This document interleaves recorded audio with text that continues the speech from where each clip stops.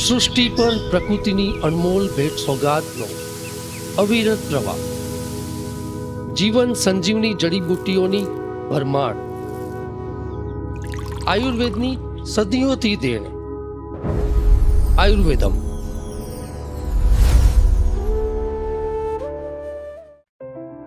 Doctor પ્રાર્થના મહેતા અને doctor Harikrishna Bhatt બંને સગી બહેનો કે જેમણે પોતાના 35 વર્ષના અનુભવો તથા સંશોધનોના નિચોડથી આયુર્વેદ પથી માં આજે GTPL ગુજરાતી ચેનલમાં 1000 કરતાં વધુ એપિસોડ્સની અવિરત યાત્રા સંપન્ન કરેલ છે, જેમાં ડૉક્ટર પ્રાર્થના મહેતાએ આયુર્વેદના ઋષિમુનિઓની દેન એવી અમૃત સમાન વનસ્પતિ જડીબુટ્ટીઓ અને ઘરગથ્થુ ઉપચારો દ્વારા હજારો લાખો લોકોને આજની જીવનશૈલીના હઠીલા અને અસહ્ય રોગોમાંથી વારની તથા ચામડીની અને માનસિક રોગોમાં સર્વશ્રેષ્ઠ શિરોધારાના ઉપચારો દ્વારા જબરદસ્ત સિદ્ધિ મેળવી છે. અને ડૉક્ટર હરિકૃષ્ણા ભટ્ટે પણ ઇન્ફર્ટિલિટીમાં સ્ત્રી રોગો અને સંતાન પ્રાપ્તિમાં આયુર્વેદના ઉપચારો દ્વારા આશાસ્પદ પરિણામો આપી રહ્યા છે. અમદાવાદ તથા અન્ય શહેરો ઉપરાંત દેશ વિદેશના લોકો પણ બંને બહેનોના સારવાર નિદાનથી પ્રભાવિત થયા છે. ત્યારે વર્ષમાં મોટા રાહત દરના કેમ્પ યોજીને ગરીબ અને આર્થિક રીતે નબળા લોકોને પણ સારવાર સહાયની બહુમૂલ્ય સેવા આપી રહ્યા છે. ઘણી બધી અગ્રણી સંસ્થાઓના સન્માન એવોર્ડ્સ ઉપરાંત આજે 1000 એપિસોડ્સના ભવ્ય અચીવમેન્ટની સાથે સાથે નવા આયુર્વેદના નવતર પ્રયોગો દ્વારા આગામી વર્ષોમાં પોતાની સેવાનો અવિરત સેવાના સમર્પણ પ્રવાહ નિરંતર રાખવા માટે હજુ પણ કટિબદ્ધ છે. નમસ્કાર દર્શક મિત્રો, હું ખુશી તમારું હાર્દિક સ્વાગત કરું છું. આજે છે બહુ જ સ્પેશિયલ ડે, કારણ કે આપણે ફક્ત આજે કાર્યક્રમની ઉજવણી નથી કરી રહ્યા, પણ ઉજવી રહ્યા છે એક વિશ્વાસ, એક પરંપરા. આયુર્વેદમ એક એવો શો જેની શરૂઆત થઈ હતી 2018માં. 2018 થી 2026 આટલા બધા વર્ષો દરમિયાન ઘણા બધા અનુભવો રહ્યા હોય, અને એ અનુભવની વનમાળા એટલે આયુર્વેદમ. અને તમારા લોકોનો પ્રતિસાદ જોઈને જ આટલો ઉત્સાહ આવે છે એ 1000 એપિસોડને સેલિબ્રેટ કરવાનો. હવે મારે એ પૂછવું છે કે શું આયુર્વેદ રૂટ કોઝ પર કામ કરે છે? બિલકુલ. આયુર્વેદ એ મૂળગામી ટ્રીટમેન્ટ છે, અને મારા ઓલમોસ્ટ બધા એપિસોડમાં આ હોય જ છે વાત કે આ જેમ કે મારા દીકરાએ ડૉક્ટર ઈશાન મહેતાએ કહ્યું કે એ રોગની નહીં, રોગીની ટ્રીટમેન્ટ થાય છે, એટલે એ જડ મૂળમાંથી રોગ મટાડે છે. અને આપણે 1000 એપિસોડમાં દર્શક મિત્રો ઘણા લોકોએ જોયું હશે કે જે લોકોને કોરોના કાળમાં શ્વાસ અસ્થમાની પ્રોબ્લેમમાં સ્ટીરોઇડ લેવી પડતી હતી, અને પ્રાર્થના ક્લિનિકની દવાથી સ્ટીરોઇડ બંધ કરાવી છે. કેટલા બધા રિવ્યુ આપણે ટેલિકાસ્ટ કર્યા છે આયુર્વેદિક પ્રોગ્રામમાં, ઢગલો રિવ્યુ ટેલિકાસ્ટ કર્યા છે કે એક દમ અસ્થમામાં સ્ટીરોઇડ બંધ કરાવડાવી, પ્લસ સ્કિન ડિસીઝમાં સ્ટીરોઇડ બંધ કરાવી છે. હા, નો ડાઉટ તમારે ઇમરજન્સી લેવી પડે અને તમે લઈ લીધી, કેમ કે કોરોનાનો એક એવો સમય હતો કે આજે સૂર્યોદય જોયો છે, કાલે આપણે હઈશું કે નહીં, એવા સિચ્યુએશનમાં આપણે દવા લઈ લીધી. પણ પછી ધીમે એ દવાઓને મેં આયુર્વેદિક દવાઓ ચાલુ કરી, ધીમે એ દવાઓ બંધ કરાવી, અને પેશન્ટ અત્યારે એકદમ નોર્મલ હેલ્ધી છે. અને આવા ઘણા બધા પેશન્ટ મારી પાસે છે. એટલે મૂળગામી, જેમ કે આપણે એક દમ અસ્થમાની વાત કરી, આવા તો ઘણા બધા દર્દો છે, પણ એમાં ફેફસા જે શ્વસન સંસ્થાનને પાવરફુલ બનાવવાનું છે, ફેફસાને પાવરફુલ બનાવવાનું કે જે એ ઓક્સિજન લેવલ પૂરતું મળે, તો આયુર્વેદ એ રોગને જડ મૂળમાંથી મટાડે છે. હા, એમાં પરેજ થોડી ઘણી ચોક્કસ પાળવી પડતી હોય છે, પણ ડેફિનેટલી આયુર્વેદ દરેક રોગને મૂળમાંથી મટાડે છે. ડેફિનેટલી. મેમ, તમને મારે પૂછવું છે કે આયુર્વેદ ઇનફર્ટિલિટીમાં કેવી રીતે મદદ કરે છે? બહુ સરસ વાત છે. જોકે મને દર્શક મિત્રો, આપ તો સૌ જાણો જ છો કે આયુર્વેદ અને ઇન્ફર્ટિલિટી અથવા તો ઇન્ફર્ટિલિટીમાં આયુર્વેદનો રોલ. હું માત્ર એટલું જ કહીશ બેન આજે કે IVF ફેલ્યોરવાળા કેસ જ્યારે આયુર્વેદમાં આવે છે ત્યારે આપણે સમજવું જ જોઈએ કે આયુર્વેદ કેટલું વર્ક કરતું હશે. કારણ કે જનતા જનાર્દન છે, એક વસ્તુ. બીજી વસ્તુ કે આયુર્વેદ છે ને એ જેમ આપે કહ્યું એક મૂળ રૂટનું વાત કરી, પરંતુ આયુર્વેદ છે એ બાળક ન થવાના જે કારણો છે એ કારણોની ટ્રીટમેન્ટ કરે છે, હે ને. સૌથી પહેલી હું વાત કરું તો ઘણા બધા એવા માત્ર 4 જ વસ્તુ આયુર્વેદે કીધી છે. જો કે ઘણી બધી વખત કહેવાઈ ગઈ છે દર્શક મિત્રો, ઋતુ, ક્ષેત્ર, અંબુ અને બીજ, હે ને. આ સિવાય જો હું કહું ને તો એક છે યોનિ પ્રદોષાત, હે ને, આહાર વિહાર દોષાત, શુક્ર અશુક્ર પ્રદોષાત, હે ને. તો આ જે વસ્તુ છે ને, હવે સપોઝ છે એક પેશન્ટ, ઇન્ફર્ટાઇલ પેશન્ટ આપણી પાસે આવે છે અને આપણે એના ઈંડા નથી બનતા, એક જ ટ્રીટમેન્ટ છે કે ભાઈ તમે એને 5મા દિવસથી ઈંડા બનવાની દવા આપી દો, 10મા દિવસે સોનોગ્રાફી કરાવો, થાય છે નથી થતું જોવો, ન થતું હોય ઈંડા મોટા બની જાય, સિસ્ટ બની ગઈ, વાત પૂરી થઈ ગઈ. ના, આયુર્વેદમાં એવું નથી. દરેક પેશન્ટને એક જ પ્રકારની ઓવ્યુલેશન માટે દવા આપવામાં આવતી નથી. મેં કહ્યું એમ પેશન્ટની તાસીર પ્રમાણે જો 10 વર્ષ 15 વર્ષ ઘણી બધી દવાઓ લીધા પછી જ્યારે અમારી પાસે આવે છે ત્યારે સૌથી પહેલાં અમારે ત્યાં શોધન ચિકિત્સા કરવામાં આવે છે. અને સૌથી પહેલી વાત તો કાઉન્સેલિંગ સિવાય ટ્રીટમેન્ટ થતી જ નથી, અને એક મોટું કાઉન્સેલિંગ થાય છે કે જેની અંદર એની એક જે વિચારધારા છે, હે ને, બાળક થશે કે કેમ, આ કેમ ત્યાં મૂકીને જાય છે, મને બાળક થશે, હે ને. મેં બહાર એક સરસ શિવજીની મૂર્તિ રાખી છે. હું એને કહું છું બધું ત્યાં મૂકીને જાઓ. તમે મોમેડિયન હોય તોય ભલે, તમે હિન્દુ હોય તોય ભલે, ક્રિશ્ચિયન હોય તોય ભલે, તમે તમારા ધર્મને કહી દો કે મને બાળક જોઈએ છે, હે ને. એટલે એક હકારાત્મકતા બહુ મોટી વાત છે, કારણ કે આજની આ બધા જે ડિસઓર્ડર છે ને એમાં ઇન્ફર્ટિલિટી પણ મેઇન એ આપણા લાઈફસ્ટાઈલના કારણે છે. પહેલાં હતું 30 વર્ષ પહેલાં હું પ્રેક્ટિસ કરતી તો આટલું હતું જ નહીં. 20 વર્ષ પહેલાં પ્રશ્નો અલગ હતા, આજે પ્રશ્ન અલગ છે. IT વાળાના પ્રશ્ન અલગ છે, ટાઈમ સેટ નથી થતો, હે ને. ઘણા પેશન્ટ તો એવું કહે છે મેડમ સેક્સ્યુઅલ રિલેશન રાખવાનો ટાઈમ નથી, શું કરવાનું?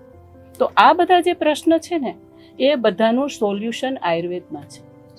મોડર્નમાં નથી એવું નથી, મોડર્નમાં ખૂબ તકનીકો છે, ઘણી બધી છે, પરંતુ ક્યાંક જ્યારે ખૂટે છે કે આ વસ્તુ અહીંયા નથી, કારણ કે આયુર્વેદની અંદર માત્ર ફોલિકલ ઈંડાની દવા નથી થતી, બીજ ભાગ અવયવ એની અંદર સુધીની જે એક વસ્તુ છે એની દવા થાય છે, છે ને. જેમ કે આપણે મેલ ઇન્ફર્ટિલિટીમાં કહીએ તો સ્પર્મ, હવે સ્પર્મની અંદર આપણે એને મલ્ટીવિટામિન આપી દો, પ્રોટીન આપી દો, વિટામિન D આપી દો, આવું નથી. કયા કારણોસર એને છે, કયું કારણ છે, અથવા તો કયા પ્રદેશમાં રહે છે, અથવા તો એનું એન્વાયરમેન્ટ તો કોઈ એવું નથી કે જેના કારણે એને પ્રોબ્લેમ છે, તો બધાની કસ્ટમાઇઝ ટ્રીટમેન્ટ થાય છે. એક જ વસ્તુ એક જ સરખા બે કપલ જ્યારે અમારી પાસે આવતા હોય છે તો બંને કપલને એક સરખી દવાઓ નથી હોતી, હે ને. તો આયુર્વેદની અંદર રિઝલ્ટ મેળવવાનું કારણ એક તો પ્રકૃતિ, દેશકાલ પ્રમાણે દવાઓ આપી અને કસ્ટમાઇઝ પર્સનલાઇઝ ટ્રીટમેન્ટ કરવામાં આવે છે. જ્યારે આપણે પર્સનલાઇઝ ટ્રીટમેન્ટ કરીએ, કોઈ VIP ગેસ્ટ આવે એને આપણે સાચવીએ તો કેવું લાગે, એવું જ છે આયુર્વેદ કે આપણે કોઈ પણ ઇન્ફર્ટિલિટીના કપલને જો પર્સનલાઇઝ ટ્રીટમેન્ટ આપીએ તો એ VIP જેવી ટ્રીટમેન્ટ કહેવાય, અને VIP માણસોને સાચવવાનું તો આપણને ખબર જ છે.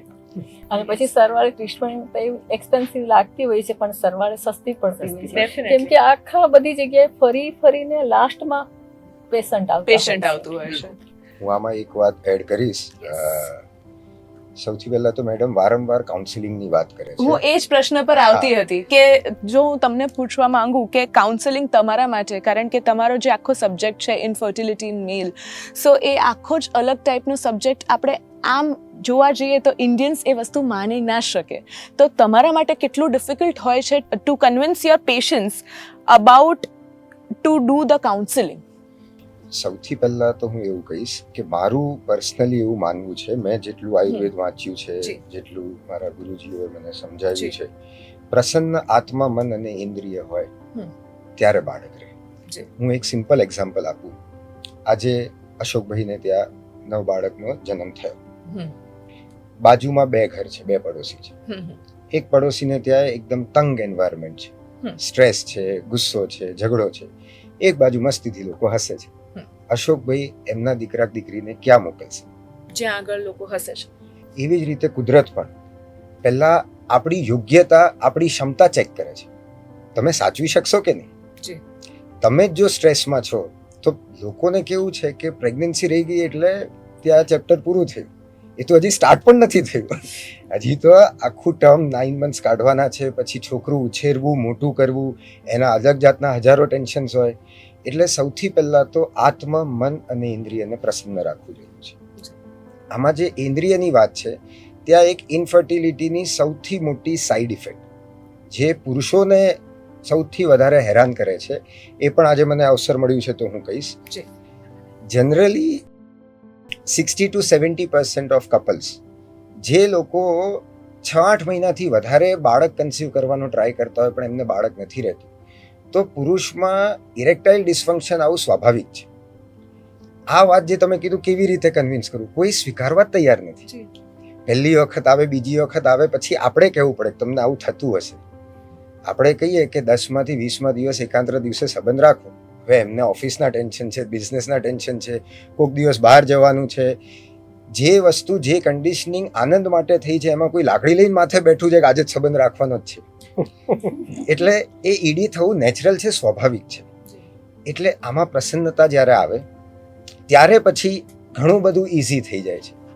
આ જે કાઉન્સિલિંગ છે સ્ત્રી માટે ક્યાં હેલ્પફુલ થાય છે, સ્ત્રીના શરીરના જેટલા પણ હોર્મોન્સ છે એ બધા પિટ્યુટરી ગ્લેન્ડ જ માસ્ટર ગ્લેન્ડ છે. એ ડાયરેક્શન આપે છે બધાને, એ ડાયરેક્ટર છે. પિટ્યુટરી ગ્લેન્ડ થોટ સાથે એકદમ ક્લોઝલી રિલેટેડ છે.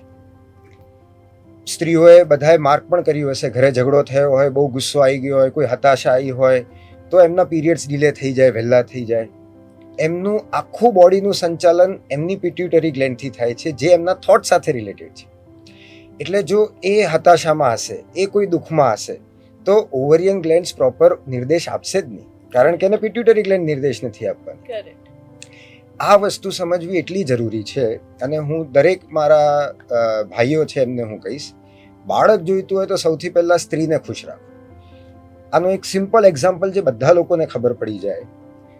મા ઉપર બહુ બધા ગીતો આવ્યા છે, બહુ બધી કવિતાઓ આવી છે, બાપ ઉપર આવ્યા છે એક કે બે હશે. ફિઝિયોલોજીકલી પોસિબલ નથી, ટેસ્ટોસ્ટેરોનના લીધે ફિઝિયોલોજીકલી પોસિબલ નથી કે બાપ એટલી કાળજી રાખી શકે એક દીકરાની એક દીકરીની જેટલી મા રાખી શકે. માના થોટ્સ, માનું મન, માની પિટ્યુટરી ગ્લેન્ડ, માનું આખું શરીર, એનું થોટ્સ, એના ઇમોશન્સ જ છે. જે માના ઇમોશન્સ છે એ બાપને ના આવી શકે. એટલે જો સ્ત્રી સુખી હશે તો બાળક રહેવું બહુ ઇઝીલી થઈ જશે. એટલે કાઉન્સિલિંગનો આ રોલ છે. બીજું કોઈ પણ તકલીફ હોય એ પહેલાં સેકન્ડરી છે. મૂળભૂત સિદ્ધાંત એ છે કે પહેલાં માઇન્ડ આપણું ક્લિયર હશે તો બોડી ક્લિયર થશે. દરેકે દરેક ડિસઓર્ડર, હવે તો મોડર્ન મેડિસિન પણ માને છે, પહેલાં નહોતું માનતું, દરેકે દરેક ડિસઓર્ડર સાયકોસોમેટિક છે. કોકમાં 1% સાયકોલોજીકલ હશે, 99 ફિઝિયોલોજીકલ હશે. મને ફ્રેક્ચર થાય છે ને, એમાં પણ સાયકોલોજીનો ભાગ છે. મને કદાચ ઓછું દુખે છે, આમને કદાચ વધારે દુખે છે, મમ્મીને કદાચ દુખતું પણ નથી. દરેકે દરેક ડિસઓર્ડર સાયકોસોમેટિક હોય છે. અને બીજી વાત જે તમે કીધી, આયુર્વેદ ઇન્ફર્ટિલિટીમાં કેવી રીતે હેલ્પ કરે છે. મેનેજમેન્ટ કોઈ પણ રોગની એક વસ્તુ છે અને ટ્રીટમેન્ટ રોગની આ બે બહુ જ અલગ વસ્તુ છે. આઈવીએફ જે છે એ બહુ જરૂરી છે. હું બહુ બધા મારા પેશન્ટ્સને કહું છું કે હવે 3 મહિના પછી તમે આઈવીએફમાં જતા રહો, but that is management, it is not treatment. Correct. આયુર્વેદના સિદ્ધાંત પ્રમાણે શુક્ર જે છે 7મું ધાતુ છે. તમારા જીવન જીવવા માટે શુક્રાણુનું હોવું જરૂરી નથી. શરીરમાં જ્યાં જ્યાં જરૂરી છે ત્યાં ત્યાં પોષણ પહોંચી જાય, પછી જો બચે એ પોષણથી શુક્રાણુ બને છે. મૂળ રૂપથી આયુર્વેદના સિદ્ધાંત પ્રમાણે વાજીકરણ ચિકિત્સાથી શુક્રાણુનું પુનઃ બનવું સંભવ છે. આ વસ્તુ ખાલી મારા હિસાબે, મારા સીમિત જ્ઞાન પ્રમાણે ખાલી આયુર્વેદમાં પોસિબલ છે. આપણે મેનેજમેન્ટ નથી કરતા, આપણે ટ્રીટમેન્ટ કરીએ છીએ. અને જ્યાં આપણને જરૂરી લાગે, જેમ મેડમે વાત કરી કે મલ્ટિપલ આઈવીએફ ફેલિયર્સ હોય છે, એજ બહુ વધારે હોય છે, આપણને લાગે કે હવે ટાઈમ વધારે છે, તો અમારો એક 3 મહિનાનો યોગ છે. 3 મહિનાની તમે ટ્રીટમેન્ટ કરો. મેડમે ઋતુ ક્ષેત્ર, અંબુ બીજની તો ઘણી બધી ચર્ચા કરી જ છે. હું થોડુંક એડ કરી લઈશ કારણ કે બહુ ટાઈમ પછી મને મોકો મળ્યો છે. એટલે please do bear with me. હવે મળતો રહેવાનો. હા, એટલે હું આમાં એક એડ કરીશ કે ઋતુ, ક્ષેત્ર, અંબુ અને બીજ, આ ચારેયના પ્રોપર કોમ્બિનેશનમાં સંયોગ થાય ને ત્યારે જ બાળક રહે છે. એટલે જ્યારે અમને લાગે કે હવે આની અંદર આઈવીએફમાં જવું બેટર છે, તો 3 મહિનાની દવા લઈને પછી અમે જ કહીએ છીએ કે આઈવીએફ બાજુ જાઓ, પણ પછી આઈવીએફના સક્સેસ થવાના ચાન્સીસ બહુ વધી જાય છે. ઓકે. તો સારા અનુભવો તો બધાને થતા હોય છે, પણ આ 1000 એપિસોડ્સ દરમિયાન તમને કોઈ એવો અનુભવ રહ્યો હોય જે ખરાબ હોય? નર્સો હોય, ખરાબ તો નહીં, નર્સો કહી શકાય છે. આમ તો મને 1000 એપિસોડમાં ક્યાંય એવો અનુભવ નથી, પણ હા એક અનુભવ મને થયો હતો કે હું અમેરિકા હતી, મારા મમ્મીની ડેથ થઈ ગઈ અને મારે અહીંયા આવવું પડ્યું ફટાફટ. અને પછી મારે જ્યારે હું એપિસોડમાં આવી ત્યારે થોડુંક મને એમ લાગતું હતું કે મેં મારા મમ્મીને જોયા નહીં લાસ્ટ સમયે, બસ ત્યારે મને થોડુંક એમ હતું. પણ એક જીટીપીએલ ગુજરાતીનું એવું માધ્યમ છે ને, મેં કેમ પહેલાં કહ્યું દીકરી જેમ પિયર આવે એમ હાશકારો થાય ને, થોડીક વાર એમ થયું કે જે મારે પહેલું શૂટિંગ કર્યું મારા મમ્મીના, હું બહુ નજીક હતી મારા મધરથી, તો પહેલાં શૂટિંગમાં મને થોડુંક એમ લાગ્યું, નહોતું ગમતું. પણ મારા કેમેરામેન અશોકભાઈ એ બધાએ એટલી સરસ રીતે મને સાચવીને એપિસોડ સરસ રીતે પૂરો થયો. મને એમ લાગ્યું કે મારો પહેલો એપિસોડ મારો થશે કે નહીં એમ, કેમ કે એક સમય થોડો નાજુક હતો. બાકી મને આખી જર્નીમાં હું એટલી હેપીલી રહી છું. ખાલી એક આ સંજોગ વસાત એ જ છે, મારા મધરની મને યાદ આવી કે થોડુંક એવું લાગ્યું હતું. બાકી મને ક્યાંય મને એવો ખરાબ અનુભવ નથી થયો. બિલકુલ. હરે કૃષ્ણ મેડમ, તમને? મને જીટીપીએલ દ્વારા તો કોઈ ખરાબ અનુભવ થયો નથી, અથવા તો જીટીપીએલમાં આવ્યા પછી મને કોઈ ખરાબ અનુભવ નથી થયો. પરંતુ ઇમોશનલી, જેમ પ્રાર્થનાબેને કહ્યું એમ, જ્યારે આપણે કોઈનો સાથ ગુમાવ્યો એમ મેં પણ જ્યારે સાથ ગુમાવ્યો અને મને પ્રાર્થનાબેન અહીંયા લઈને આવ્યા, પણ ખરેખર ત્યારે અપૂર્વ સાહેબ હતા. અપૂર્વ સાહેબે મને ખૂબ હિંમત આપી અને હું પ્રાર્થનાબેનથી ઓપોઝિટ છું, એટલે ખૂબ ઇમોશનલ થઈ જાઉં, પણ એને મને ઇમોશનલ થવા નથી દીધી અને મારો એ એપિસોડ પણ સરસ ગયો. એટલે જીટીપીએલ પ્રાર્થનાબેને કહ્યું એમ પિયર છે, અહીંયા કોઈ નરસા અનુભવ થવાના જ નથી. અશોકભાઈ, હું તમને પૂછવા માંગીશ કે આ 1000 એપિસોડ જ્યારે સંપૂર્ણ થાય છે તો એનો સાચો શ્રેય તમે કોને આપશો? કારણ કે એના પાછળ ઘણી બધી પ્રિપરેશન્સ રહેલી હોય છે, તો તમે કેવી રીતની પ્રિપરેશન કરો છો? એકચ્યુઅલી તો શું છે કે જે વ્યુઅર્સને ધ્યાનમાં રાખીને એક વેલ પ્લાન તો હોય છે કે ભાઈ કયા ઓડિયન્સને આપણે ટાર્ગેટ કરવાનું છે, અને એ પ્રમાણેની જે તૈયારી હોય છે. પ્રાર્થનાબેન સવાલોના સમાધાન સાથે અમે વીકલી એક એપિસોડ એવો બી કરીએ કે જે રસોડાના વસાણાની વાત હોય, ફળફળાની વાત હોય, અથવા તો એવા આયુર્વેદની જડીબુટ્ટીની વાત કરતા હોય છે, તો અમે એની વાત કરીએ છીએ. બીજો જે યુનિટને જે અમારો એક રિસ્પોન્સ છે, અમારા કેમેરામેનથી લઈ કે ટેલિકાસ્ટ સુધીમાં અમારા મેનેજમેન્ટ, અમારા જીટીપી ગુજરાતીના હેડ જયભાઈ હોય કે આ બધા લોકોનું એક પર્સનલ અને એ લોકોનું એટલું બધું જબરદસ્ત ઇન્ટરફિયર હોય છે કે અમે શોને કઈ રીતે વધારે બનાવીએ, અથવા તો પ્રાર્થનાબેનને આપણે કઈ રીતે ઇઝીલી કરી શકીએ કે આપણું ઓડિયન્સ છે એ લોકોને કઈ રીતે વધારે આમાં આપણે ઇન્વોલ્વ કરી શકીએ.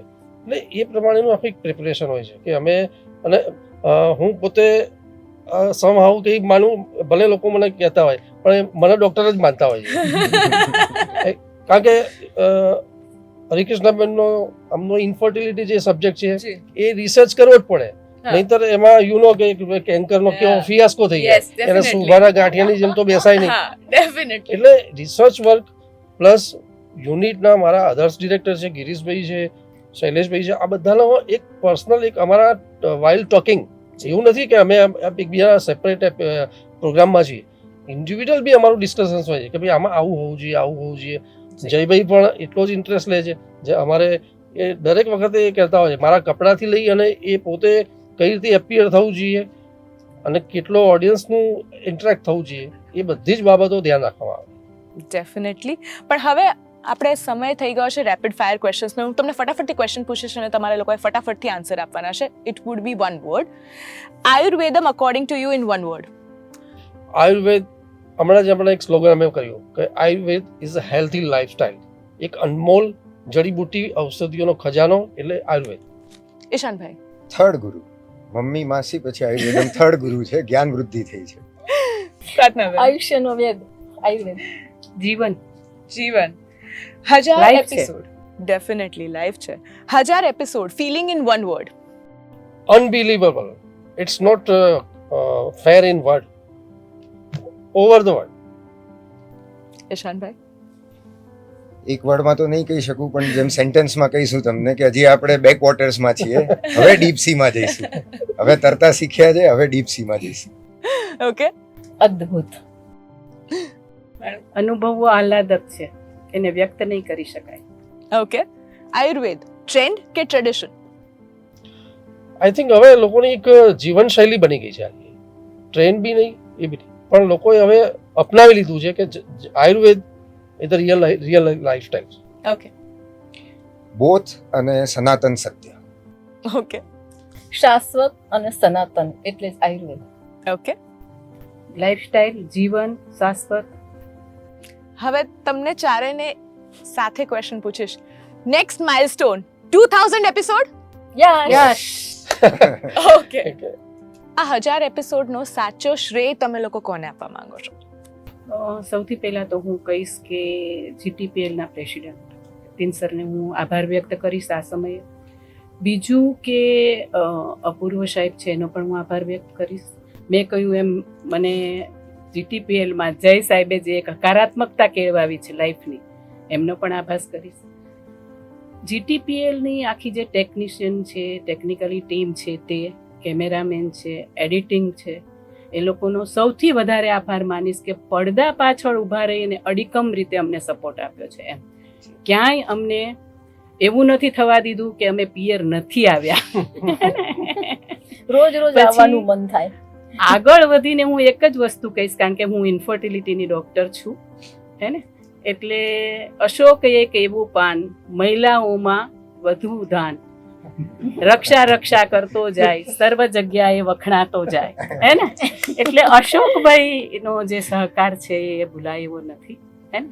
એટલે આખી જીટીપીએલ ટીમનો જે એક સાથ અને સહકાર મળ્યો છે ને અમને, એ જ અહીંયા સુધી પહોંચાડે છે ને હજી અવિરત યાત્રા એ પહોંચાડશે. એટલે સૌથી પડદા સાથે અને પડદા પાછળ રહેલા સૌનો હું તહે દિલથી આભાર માનું છું. માનીએ છીએ. અને આ જ રીતે અમને સપોર્ટ મળતો રહે. સૌથી મહત્વની વાત દર્શક મિત્રો તમારી તમારી, પણ છે. તમારા વગર કશું જ શક્ય નથી. તમે અમને એટલા બધા બિરદાવ્યા છે, અમારી સાથે એટલા બધા જોડાઈ રહ્યા છો અને અમારી પાસેથી માર્ગદર્શન લીધું છે અને અપનાવ્યું છે. અમે એક ટ્રીટમેન્ટ નથી બતાવતા, અમે માત્ર માર્ગદર્શન આપીએ છીએ. ધન્યવાદ. બિલકુલ ખુશી, જેમ હરિકૃષ્ણાબેન અને પ્રાર્થનાબેને કહ્યું કે આ શોમાં દેખાતા બે વ્યક્તિનું કામ નથી. થાઉઝન્ડ્સ ઓફ એપિસોડ એ અસાધારણ એક સિદ્ધિ છે. અને એમાં યુનિટમાં જેમ કેમેરાથી લઈ ટેલિકાસ્ટ સુધી જેટલા બી લોકો સંકળાયેલા છે, everybody has done the fantastic job. એમાં એબ્સોલ્યુટલી નો પ્રોબ્લેમ. અને બધાનો જ હું આભાર માનું છું. અને આગળ પણ જે ગોલ છે કે 2000, 3000, 5000 એપિસોડ સુધી આયુર્વેદમાંથી હજી આપણે ઘણું બધું લેવાનું છે. દર્શક મિત્રો, ઘણું બધું નીકળે એમ છે. અને એમાં દરેક વ્યક્તિ સ્વસ્થ રહે, હેલ્ધી લાઈફસ્ટાઈલ રહે, એ જ અમારો પ્રયત્ન છે. ડેફિનેટલી. અને એક મેસેજ જો તમને લોકોને કહેવામાં આવે તો તમે શું મેસેજ આપશો ઈશાનભાઈ અમારા દર્શક મિત્રોને? મેસેજ તો એ આપીશ કે આ પ્રોગ્રામ જરૂરથી જો. આ પ્રોગ્રામથી જ્ઞાન પણ મળશે અને જ્ઞાનની વૃદ્ધિ પણ થશે. મમ્મીના અને માસીના ઘણા બધા પ્રોગ્રામમાં ઘરઘરતું ઉપચાર હોય છે, જે તમે અપનાવી શકો છો થોડી માત્રામાં. એમાં પણ કોઈ ડૉક્ટરને પૂછીને, કોઈ વૈદ્યને પૂછીને એ અપનાવજો. ઘણી બધી તમારી માનસિકતા બદલશે, ઘણું બધું તમારી લાઈફસ્ટાઈલ બદલશે. અને અમુક વખત જે રીતે મેડમે કીધું હતું કે બહુ જ નાના સાયકોલોજીકલ પ્રોબ્લેમના લીધે ઇન્ફર્ટિલિટી જેટલો મોટો પ્રોબ્લેમ હોય છે, અને જે બહુ સામાન્ય વાતથી પણ સોલ્વ થઈ શકતો હોય છે. એટલે હું આપ સૌને એ જ વિનંતી કરીશ કે જેટલો તમે આ પ્રોગ્રામને વધાવ્યો છે આગળ, એટલો જ વધાવજો. મને વારંવાર બોલાવજો પાછા. આવવાનું છે. અને જે પણ અહીંયા ગાઈડન્સ જે આપે છે એને જો ફોલો કરશો તો લાઈફમાં ઇમ્પ્રુવમેન્ટ જ થશે. દર્શકો તમે છો તો જ અમે છીએ. અને 1000મા એપિસોડના પ્રસંગે માણસ માત્ર ભૂલને પાત્ર, ક્યાંક ને ક્યાંક ત્રુટી રહી ગઈ હોય તો હું એના માટે કરબદ્ધ ક્ષમા પ્રાર્થું છું, ક્ષમા માગું છું. અને હંમેશા માટે મારા સહયાત્રી બનીને રહેશો. આવો જ પ્રેમ, ઉત્સાહ, એક પારિવારિક પ્રેમનો તંતુ અને સ્નેહનો સેતુ અમારી સાથે બાંધેલો રાખજો. ધન્યવાદ. 1000 એપિસોડ આ માત્ર સિદ્ધિ નથી, આ એક જર્ની છે, એક પ્રેમનો જોડાણ છે. અને આવી જ રીતે દર્શક મિત્રો તમે અમારી સાથે જોડાયેલા રહેશો. અને આવી જ રીતે જે આપણા એક્સપર્ટ્સ છે એમનો પણ હું આભાર માનવા માંગુ છું. ડૉક્ટર પ્રાર્થનાબેન મહેતા, ડૉક્ટર હરિકૃષ્ણ ભટ્ટ, ડૉક્ટર ઈશાન અને અશોકભાઈનો પણ, કે જેમના થકી તમે અત્યાર સુધી અવિરતપણે પ્રેમ આપ્યો છે. આવી જ રીતે તમે પ્રેમ આપતા રહેશો એની અમને ખબર જ છે. પણ હા, તમારે અમારી સાથે જોડાયેલા રહેવાનું છે અને તમને મજા પડતી જ હશે અને આવી જ રીતે મજા આગળ પણ આવતી જ રહેશે. ત્યાં સુધી અમને સૌને આપો રજા. નમસ્તે. નમસ્કાર. નમસ્કાર. સૃષ્ટિ પર પ્રકૃતિની અનમોલ ભેટ સોગાદનો અવિરત પ્રવાહ, જીવન સંજીવની જડીબુટ્ટીઓની ભરમાર, આયુર્વેદની સદીઓથી દેણ. આયુર્વેદમ